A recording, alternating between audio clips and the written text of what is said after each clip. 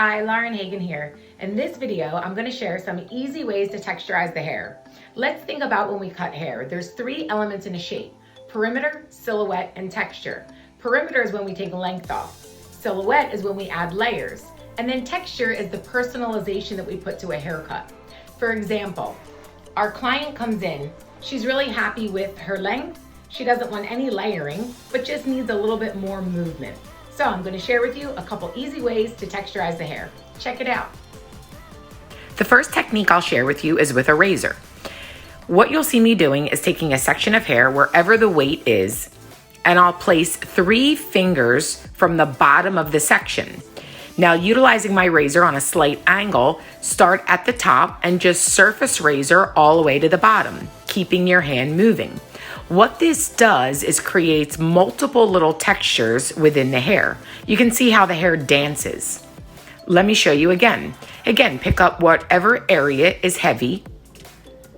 Place your hand 3 fingers underneath the hair, and then on the inside of your palm, razor and slide, razor and slide, razor and slide all the way down to the bottom.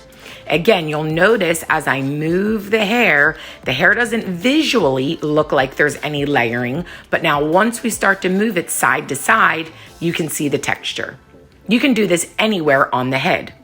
Now I'm going to share with you a way that I like to texturize with texturizing scissors. I'm using a medium gauge texturizing shear. And again, pick up an area of the hair that is too heavy. Insert your blade on a diagonal with the teeth on top. Now notice how we come in and cut, open, close, and as we're opening and closing down the strand, we're skipping hair in between. I'll show you one more time so you can get another visual. Again, pick up the hair that has weight. Insert the shear with the teeth on top. Open, close, open, close, open, close. Notice how I get the hair that I've texturized out of the way so we don't over texturize the hair. Again, there's no major visual difference within the shape, but you can see how the shape has lightened up and has a little bit more movement. One more time.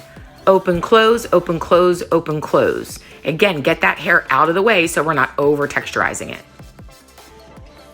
To finish off this look, I'm choosing to add some soft waves utilizing a barrel iron.